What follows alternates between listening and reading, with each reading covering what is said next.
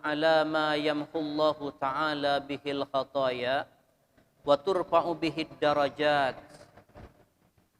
Mau tidak kalian kuberitahu dengan sesuatu yang dengan sesuatu itu Allah Subhanahu wa taala akan menghapuskan kesalahan-kesalahan kalian, dan dengan sesuatu itu maka akan diangkat derajat-derajat kalian. Kita ini banyak dosa.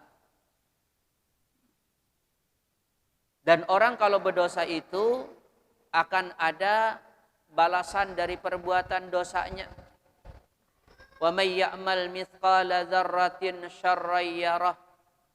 Siapa orang yang mengerjakan keburukan, maka dia akan melihat balasan dari keburukan itu. Karena semua kita punya dosa, maka semua kita ada potensi untuk mendapatkan hukuman. Tentu Nabi tidak ingin ada satu di antara umatnya ini yang dapat hukuman dari Allah.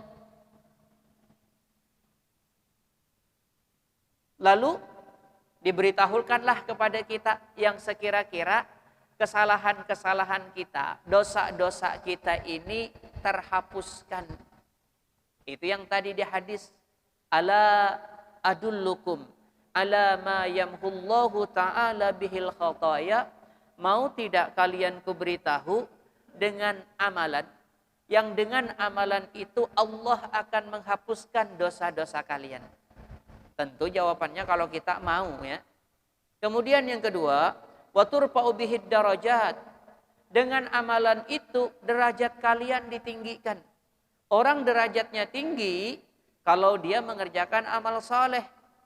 Ini berarti amalan ini selain bisa menghapuskan dosa, ini pahalanya luar biasa sehingga bisa menjadikan seseorang itu nanti derajatnya di dalam surga itu tinggi. Ketika Nabi Muhammad SAW berkata seperti itu, qalu bala ya Rasulullah. Maka sahabat-sahabat mengatakan, iya, kami ingin sekali tahu amalan apa yang kira-kira bisa menghapuskan semua dosa-dosa kami. Kemudian amalan apa yang dengan amalan itu derajat kami nanti di surga benar-benar ditinggikan oleh Allah Subhanahu wa taala. Lalu Rasulullah sallallahu alaihi wasallam bersabda. Yang pertama kata Rasulullah, isbaghul wudu. Kalian kalau berwudu itu isbagh. Isbagh itu kalau kita menakar itu penuh-penuh. Jadi kalau kita berwudu itu wajibnya misalnya dari tempat tumbuhnya rambut sampai dagu, dari watidil udhun sampai watidil udhun nih, apa telinga ini ada yang di sedikit ini namanya watidil udhun. Maka itulah yang wajib dibasuh. Jadi tempat tumbuh rambut yang biasa, kalau orang botak nggak jadi patokan, nggak usah sampai ke sini, tetap di sini juga. Nah, diukur, diukur aja terus sampai ke sini, nih sampai sini, terus sampai sini. Dagu sini, di dagunya ya, ini kan dagu ya, terus sampai sini.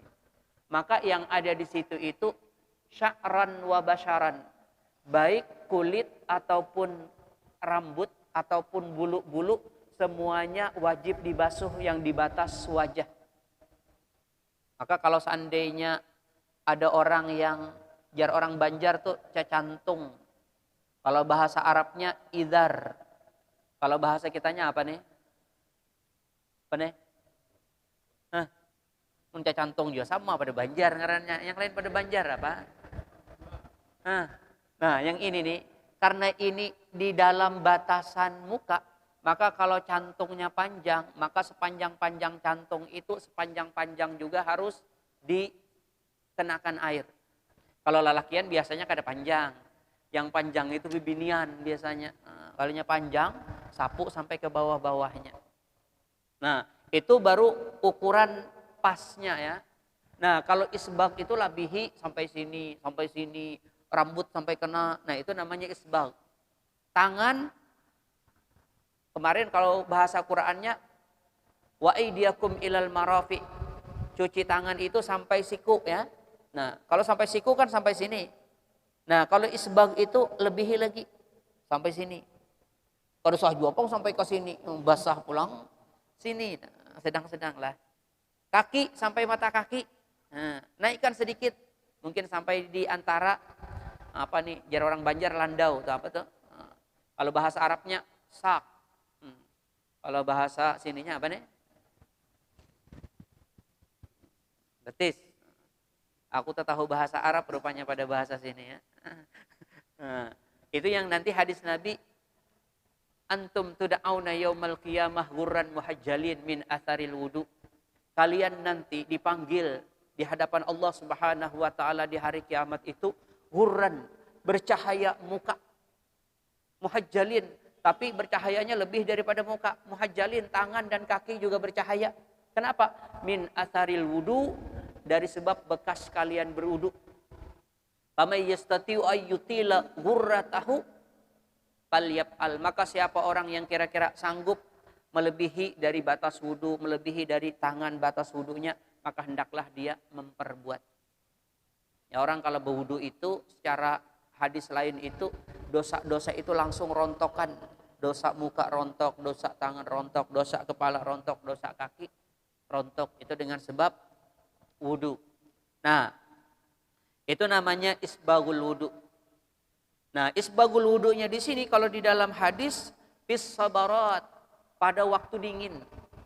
Kalau kita di Indonesia kada tapi dingin, tapi kadang-kadang subuh gin menggigil-gigil juga.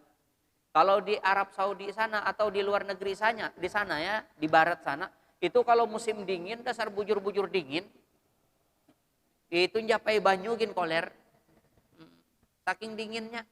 Makanya orang di luar negeri itu kadang-kadang kada mandi seminggu kada jadi masalah. Karena dingin, kada berkeringat juga. Amun kita seminggu kada mandi coba ya aja. Lalat gin. Mampir ke kita pingsan lalat. Nah, itu isbagul wudu. Kalau di waktu subuh aja sanggup berwudu, artinya apalagi mun waktu tengah hari tambahnya ibu wudu kalau lah. Kadang-kadang kan kita tuh kolernya lagi dingin tuh yang koler. Lagi tengah hari kan jadi masalah, lagi subuh koler. Nah, ini subuh yang disebutkan, yang lagi dingin. Kalau lagi dingin aja sanggup, apalagi mun kada lagi dingin. Itu artinya orang ini berwudu tarus tuh berarti. Orang kalau nya berwudu tarus, berarti otomatis sembahyang tarus. Pada mungkin mbah berwudu guring pulang, bebungulan banaram. Pasti mbah berwudu itu pasti sembahyang biasanya. Nah, maka wudu itu sendiri, yang fis sabarat tadi di keadaan dingin luar biasa itu bisa menghapuskan dosa. Ini otomatis habis wudu juga pasti sembahyang. Wudunya aja sudah menghapuskan dosa, tambah lagi nanti sembahyang.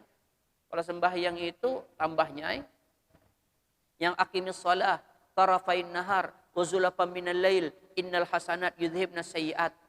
Dzalika dzikra lidzakirin. Kalau bahasa Qur'annya, dirikan salat di dua tepi siang. Subuh, maghrib, asar itu tepi-tepi. Wazulapam minal lail di awal-awal malam, isya. Lalu innal hasanat yudhibna sayiat, sesungguhnya kebaikan. Kebaikan di sini maksudnya sembahyang 5 waktu. Yudhibna sayiat itu akan menghilangkan kesalahan-kesalahan. Dzalika dzikra lidzakirin, ini peringatan kepada orang-orang yang mau mendapatkan peringatan. Jadi berwudunya sudah menghapuskan dosa, sembahyangnya apalagi menghapuskan dosa juga. Itu kalau berkali-kali sebetulnya aku katakan sembahyang itu sudah amalan terbaik. Jadi kalau kita sudah sembahyang 5 waktu dengan benar, itu sudah melakukan amalan terbaik. Itu kalau kita melihat di hadis lain, kata Rasulullah, istaqimu walan tuhsu, hendaklah kalian istiqamah. Walan tuhsu, tetapi kalian tidak mampu. Nah, ini ulama berbeda pendapat tentang memaknai walan tuhsu. Tuhsu itu kalau yang wa in ta'uddu ni'matallah la tuhsuha. Kalau kalian mau menghitung-hitung nikmat Allah, niscaya kalian tidak mampu. Nah, tuhsu itu artinya tidak mampu. Ini ulama dua memaknakan. Hendaklah kalian istiqamah walan tuhsu, tetapi kalian tidak akan pernah mampu. Tidak mampu yang pertama itu menurut ulama, kalian tidak akan pernah mampu yang namanya istiqamah dengan istiqamah yang bujur-bujur itu, kecuali dengan mati-matian. Kadang-kadang mati-matian gini, tetap juga kita, aku jar hendak sembahyang berjamaah terus. Kadang-kadang tak kena kolernya, dasar bujur. Tak diam di rumah, santai. Walaupun sembahyang juga. Cuman aku jar berniat sudah hendak istiqamah di pengajian. Sekalinya tak kena kolernya, 3 bulan kada turun-turun. Dan itu memang sudah watak manusia yang model seperti itu. Mun lagi semangat itu model menggebu-gebu banar. Kayaknya pasti sanggup. Tapi babaya dilaksanakan. Terseok-seok juga. Dan itu bukan saya bilang wajar. Begitulah kata Rasulullah SAW. Coba siapa di antara kita ini yang misalnya istiqamah, enggak usah ya. Sembahyang 5 waktu berjamaah di masjid. Siapa yang bisa istiqamah? Belum lagi seumur hidup 10 tahun ini aja nah. Siapa yang 10 tahun kadada liburnya sembahyang berjamaah? Angkat tangan. Tidak kalau lah. Berat memang. Itu yang jadi kata Rasulullah, walan tuhsu. Padahal hendak dalam hati. Cuman muntakana datang koler. Ada kau dia apa-apai juga. Kenapakah? Model kan tapi kehendakan lagi. Nah, sebut aja yang lain. Misalnya ikan punya grup salawatan misalnya. Atau grup mengaji misalnya. Ini tiap minggu ya. Kita malam Jumat pengajian. Misalnya kita malam Jumat salawatan. Keliling-keliling di rumah-rumah ini. Berniat dalam hati, pokoknya aku jar turun terus. Selaju silaturahmi. Sekalinya suatu saat ada juga pasti liburnya. Bujur kada? Mungkin ada bujur. Pasti kita coret hadis Nabi ini. Ada kesalahan dalam hadis Nabi. Itu makna yang pertama. Tapi makna yang kedua, ada sebetulnya orang yang sanggup istiqamah. Tapi itu grupnya nabi-nabi aja lah. Grupnya wali-wali.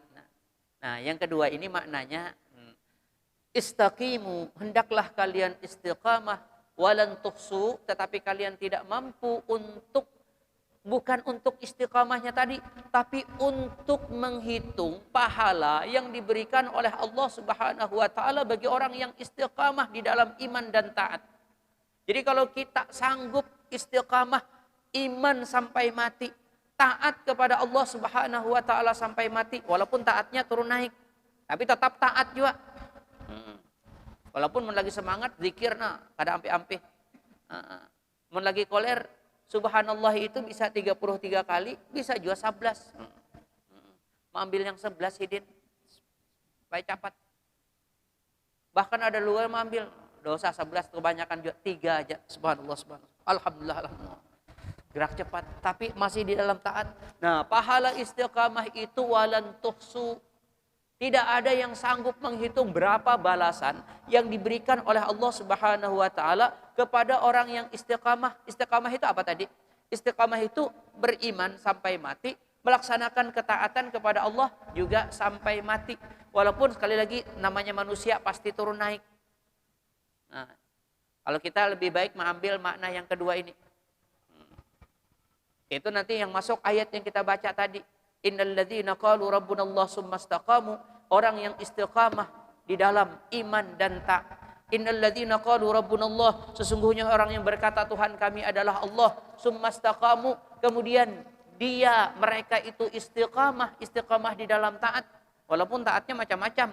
Ada mungkin kita itu taat dalam satu ibadah pasti berganti-ganti. Nabi aja berganti-ganti, kadang-kadang begini, kadang-kadang begitu, kadang-kadang begini, kadang-kadang begitu. Tergantung. Saya dahulu ibadahnya yang banyak belajar. Hari-hari belajar aja. Terus wah mengajar sekali-kali. Lagi di pondok. Babaya belawas-belawas. Mulai sudah disuruh jadi guru. Bercampur sudah mengajar lawan belajar. Wah ini belajarnya yang hilang. Mengajar aja lagi. Kan mungkin kalau istiqamah di dalam satu hal. Macam-macam. Tapi yang paling penting istiqamah di dalam taat. Maka orang kalau berkata Tuhan kami adalah Allah berarti beriman, summa istaqamu kemudian istiqamah di dalam taat kepada Allah, Maka yang terjadi kepada mereka fala khaufun alaihim wala hum yahzanun, maka tidak ada rasa takut atas mereka dan tidak ada kesedihan. Yang enggak ada takut, yang enggak ada sedih itu berarti dalam surga. Ya kalau tempatnya sedih, tempatnya takut dalam neraka. Berarti orang ini pasti kada masuk neraka. Itu artinya beriman, beramal soleh, pasti kada masuk neraka. Itu kalau bahasa ringkasnya. Yang fala khaufun alaihim wala hum yahzanun, enggak ada takut atas mereka, enggak ada sedih, berarti kada masuk neraka. Karena kalau di neraka takut terus, sedih terus. Lalu diterangkan lagi, ulaika ashabul jannah. Ini orang pasti masuk surga. Kalau sudah masuk surga, khalidina fiha, kekal di dalam surga. Jazaa'an bima kanu ya'malun, sebagai balasan dari apa yang sudah mereka perbuat. Yang diperbuat beriman dan mengerjakan taat kepada Allah Subhanahu wa taala.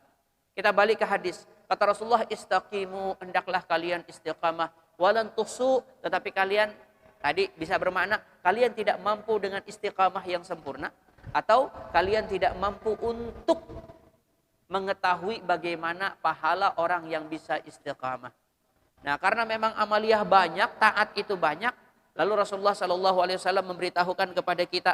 Kata Rasulullah sallallahu alaihi wasallam, wa'lamu, ketahuilah oleh kalian, anna khaira a'malikumus shalah, sepaling baik amalan kalian itu salat. Jadi kalau kita salat sudah amalan terbaik. Yang ada hubungannya dengan kita di bab ini, wala yuhafidhu 'alal wudu illa mu'minun, dan tidak ada orang yang bisa menjaga dengan wudu kecuali orang itu benar-benar beriman. Kada tahu dinginkah, panaskah, tatap berwudu kalau waktunya berwudu. Ini kada mun dingin libur berwudu, guring aja dah. Ini musim hujan ini. Kada kau dipaksa-paksakan menggatar jar aku bangun. Nah, itu ngarannya kada bisa menjaga wudu dengan baik. Ada juga apa yang menjaga wudu dengan baik ini artinya bila batal berwudu, bila batal berwudu. Tapi kau ambil yang paling ringan aja. Pokoknya bila waktu sembahyang berwudu, bila waktu sembahyang berwudu. Kada tahu hujan kah, panas kah, tengah hari kah, subuh kah, tetap berwudu. Apabila kada berwudu, bila subuh kada berwudu, nah ini kada bujur ini. Jadi kita ulang ke hadis yang pertama tadi ya. Amalan yang bisa menghapuskan dosa, meninggikan derajat di dalam surga, yang pertama isbagul wudu indas sabarat. Berwudu itu bujur-bujur walaupun dingin. Amunnya panas berwudu bahimat-himat kada apa-apa. Nyatai salajur berdingin-dingin malah. Ini lagi dingin. Yang koler japai banyu tatap. Nyuci mukanya tatap 3 kali. Padahal sekali pinam dingin banar, tatap diulangi 3 kali. Nah, itu namanya isbagul wudu. Itu bisa. Kemudian wasabru 'alal makarih. Sabar dengan sesuatu yang tidak menyenangkan. Ini sudah di luar konteks sebetulnya. Yang terjadi lawan kita itu kada sesuatu yang sesuai dengan nafsu kita aja. Kadang-kadang yang terjadi lawan kita itu ada sesuatu yang kada nyaman. Babai kita punya anak, meninggal dunia misalnya anak kita. Nah, kalau lagi lucu-lucunya, sabar. Inilah sudah yang ditakdirkan oleh Allah Subhanahu wa taala. Babai berusaha, berhikmat, berusaha. Hendak banar dah, parak banar lawan sukses. Sekalinya bangkrut, apakah gara-garanya? Kawan kan datang menipu. Maka kita percaya benar, habis modal kita unjuk loninya. Bawanya lari, minik kepala. Dijarat, ya tetap minik juga kepala. Nah, tapi kalau sudah memang takdir seperti itu, sabar. Ya, sabar ini lalu yang menyebabkan orang tidak terjerumus ke dalam kemaksiatan. Makanya nanti di ujung, dzalikumur ribat. Inilah benteng kalian untuk menjaga diri kalian dari musuh kalian. Karena iblis biasanya masuk ke situ. Sama kayak orang berwudu tuh. Kalau dingin itu iblis masuk situ. Usah genje iblis bangun, guring aja. Kalau kita tetap berwudu, berarti kita dalam lindungan Tuhan sehingga kawa mengalahkan iblis. Begitu juga orang yang sabar ketika dapat sesuatu yang tidak menyenangkan, maka dia tetap akan berlaku sesuatu yang benar. Kalau nya kada sabar tuh, ada orang miskin kada sabar lalu jadi maling, itu kada sabar ngarannya dengan kemiskinan. Miskin itu sesuatu yang tidak menyenangkan. Bibinian babaya kadada baisi laki, kadada lagi baisi usaha, lalu jadi pelacur. Itu kada sabar karena dengan sesuatu ujian Tuhan. Tapi kalau sabar bagagamatannya kayak apakah? Makan nasi campur kecap aja kah? Kada jadi masalah. Yang penting kada melakukan pelanggaran-pelanggaran. Nah, orang yang seperti itu tuh meninggikan derajat, sekaligus menghapuskan dosa-dosa. Kemudian yang selanjutnya, wa kasratul khuta ilal masajid. Yang bisa menghapuskan dosa sekaligus juga meninggikan derajat adalah memperbanyak langkah ke masjid. Jadi semakin banyak langkah kita ke masjid, semakin banyak dosa-dosa kita yang diampuni, semakin tinggi derajat yang Allah Subhanahu wa taala berikan. Kalau kita melihat di hadis, selangkah itu ditulis 3. Langkah kita ke masjid itu ditulis 3. 1 dosa diampuni, 1 pahala dituliskan, kemudian 1 derajat ditinggikan oleh Allah Subhanahu wa taala. Itu yang jadi kalau sahabat dahulu kalau ke masjid, kalau biasanya melangkahnya kayak ini handap-handap kayak ini. Supaya banyak hitungannya aja. Tuh sahabat dahulu, kalau kita kan usah gin. Kalau kita apalagi wah ini Honda. Cuman menurut sahabat dahulu berjalan betis, ya rajin juga ke masjid. Kita Honda ada, mobil ada, iya seminggu sekali aja ke masjid, Jumat aja. Yang lain pindah libur aja. Itu perlu diperbaiki. Belajar, mulailah maghrib kah dahulu. Mbah itu maghrib sambung isya kah. Sampai suatu saat mudah-mudahan jadi kebiasaan 5 waktu. Nah, mudah-mudahan. Nah, kemudian apa lagi? Wantizarus shalah ba'da shalah, kemudian menunggu salat setelah salat. Jadi kalau kita habis sembahyang, duduk ngapain? Nungguin sembahyang. Itu bisa misalnya sembahyang sunat dulu, habis itu nunggu sembahyang wajib atau sembahyang lalu duduk untuk sembahyang isya. Nah, itu juga menghapuskan dosa, kemudian mengangkat derajat. Lalu di ujung hadis kata Rasulullah Shallallahu Alaihi Wasallam, "Fadzalikumur ribat." Itulah benteng kalian dari syaitan. Jadi kalau kawa berwudu walaupun dingin, itu berarti aman dari gangguannya syaitan. Dalam keadaan sesuatu yang tidak menyenangkan, sabar, berarti tidak tahan dari. Ibarat orang di benteng, berarti setan kada kawa menggoda dia. Orang yang ketujuh ke masjid, itu berarti aman dari gangguan setan. Berarti yang di luar pada masjid, yang kada suka ke masjid, itu diganggu setan terus itu berarti. Kemudian yang terakhir tadi apa? Menunggu salat setelah salat, itu juga orang menunggu salat. Nah, itu diantaranya keistimewaan tentang wudu.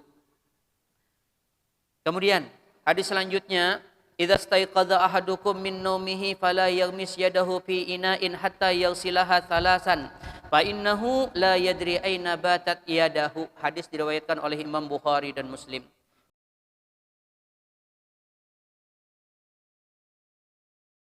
Itu bangun, fala yaghmis yadahu fi ina'in, maka jangan memasukkan seseorang tangannya ke dalam bejana.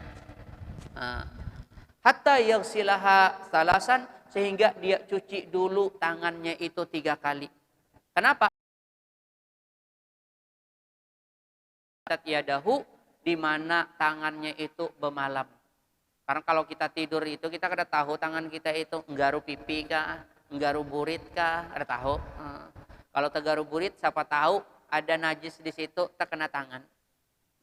Kalau terkena tangan, kalau tangan kita yang najis ini kita masukkan ke dalam, kalau najis yang memasuki ke wadah, maka wadahnya otomatis jadi najis. Maka yang disuruh oleh Rasulullah SAW apa? Air yang menyiram ke tangan. Nah, kalau kita wah ini keran, Bang, nyaman.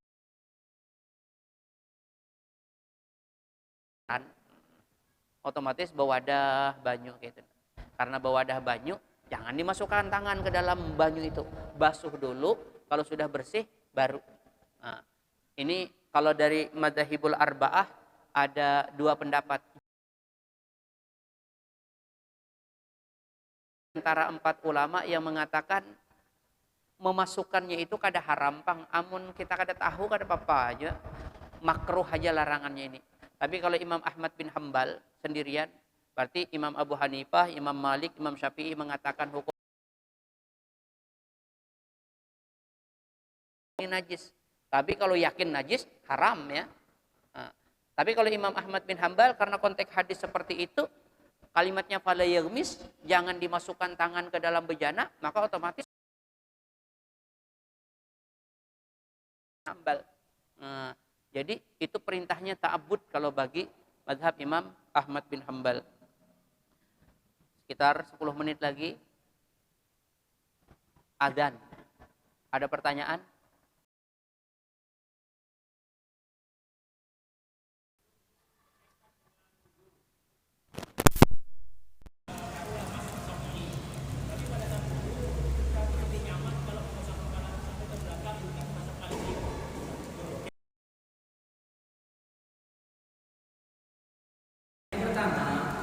Imam Syafi'i itu mengatakan kalimat qamsahu bil musikum, sambung sebahagian kepala kalian.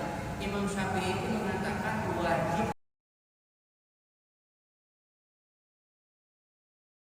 Jadi kalau semuanya itu menurut mazhab Imam Syafi'i sunnah. Tapi kalau mazhab lain, Imam Malik misalnya kemarin ya, Imam Malik dengan Imam Ahmad bin Hambal menyapu semuanya itu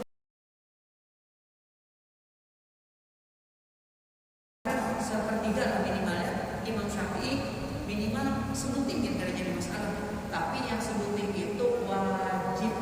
Sedangkan kalau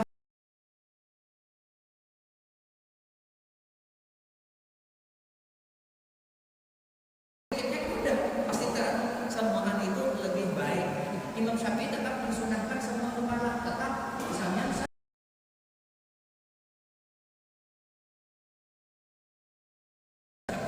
cuman bagi yang lain hukumnya wajib. Cuman kalau dikerjakan bagi Imam Syafi'i bepahala bertambah, tapi kalau imam lain jangan dikerjakan. Pertentangan. Sebetulnya kadang-kadang Imam Syafi'i itu menyuruh orang mengerjakan apa yang seperti mazhab, misalnya menyapu sebagian kepala itu menyapu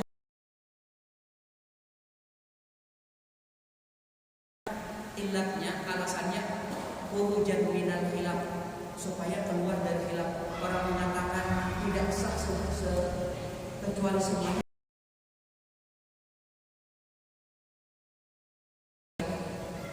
Ada orang mazhab Imam Malik, wah ada sah kawan yang mengaku jadi imam makmumnya kan boleh. Tapi kalau kita seberatakan, aku tahu artinya. Semuanya punya sunnah. Ada lagi pertanyaan? Ya.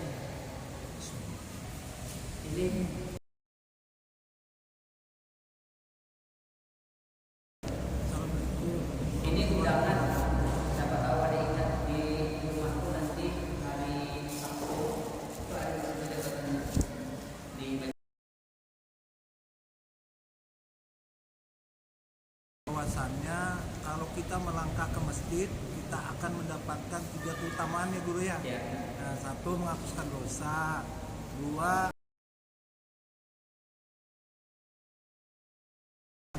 nah yang dimaksudkan meninggikan derajat itu gimana, implementasinya kemana gitu, atau setelah kita mati atau saat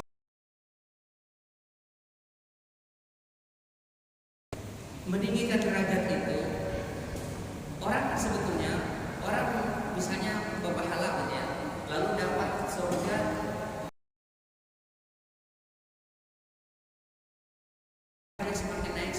semakin tinggi. Nah itu naik derajatnya di surga. Di dunia bisa nggak? Bisa. Itu jadi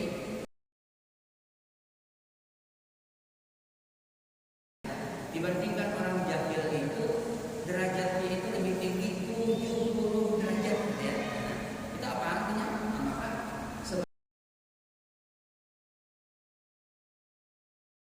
pandangan Allah Subhanahu wa taala, di pandangan malaikat-malaikat Allah. Kalau di antara manusia itu kadang-kadang ada juga orang saleh pun malah di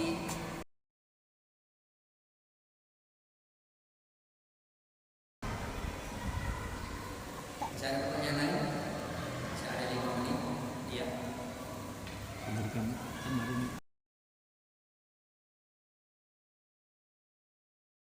Sabda bahwa tidak ada sholat setelah subuh sampai terbit matahari.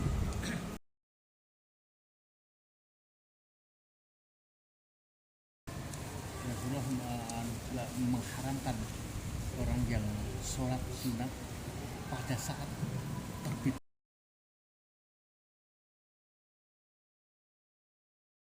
saat tenggelamnya matahari haram. Nah, kami lihat ini tuh jarang masih sholat sunat atau itu kan di tempat-tempat yang diharamkan tadi mau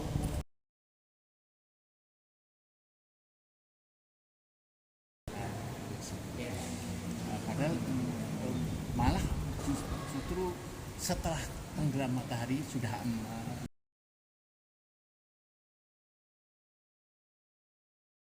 itu malah kok nggak usah mau langsung aja maghrib ada yang gitu. Saya sudah menangkap. Jadi begini,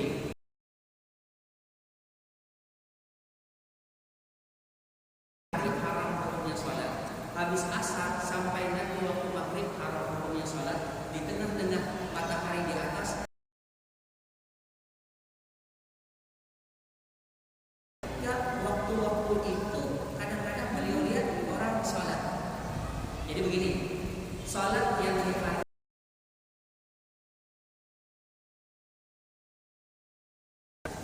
tidak ada sebab apa-apa, au lahu sababun mutaakhirun, atau dia ada salat itu sababun mutaqaddimun, ada sebab terdahulu. Nah, ini yang mungkin ditanyakan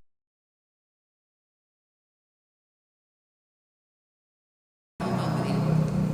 Lalu sembahyang sunat padahal ini habis asar loh. Itu dilihat kenapa dia sholat.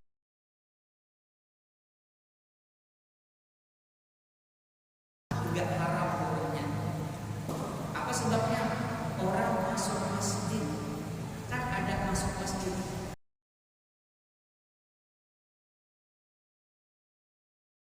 Tahiyatul masjid ini ada sebab mutaqaddim. Nah, jadi yang haram salat itu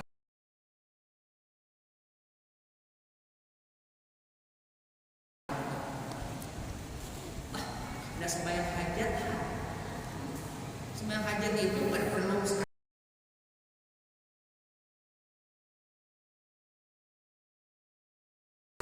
tapi kalau gara-gara masuk masjid, ya masuk masjid itu kadang haram. Kenapa? Karena ada sebab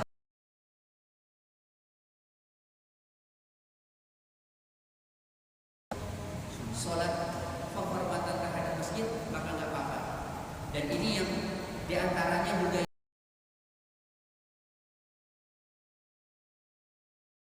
meninggal misalnya, lalu kita mandikan, kita kapankan. Kalau kita sengaja, ini nanti aja yang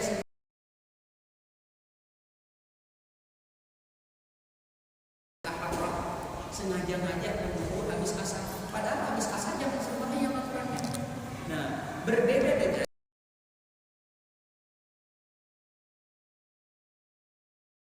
pas orang adzan sudah. Karena awal lagi menunggu, tunggu aja habis maghrib lambat kan. Repot.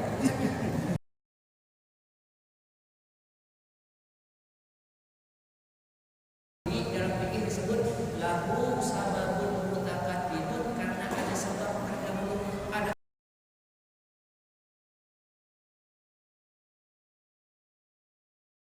itu yang tidak semua yang haram itu yang tidak ada sebab. Kalau ada sebab mutaqaddim,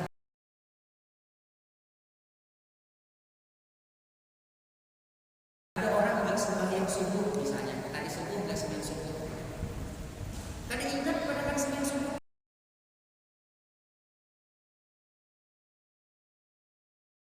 Bapak ibu duduk habis asar mengaji, hanya keingatan, astagfirullah, aku jam subuh.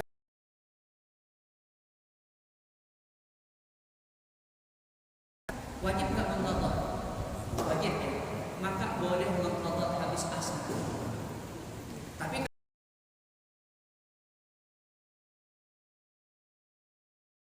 ingat ya, cuman keinginan aja habis asar aja sembahyang, nah itu hukumnya haram.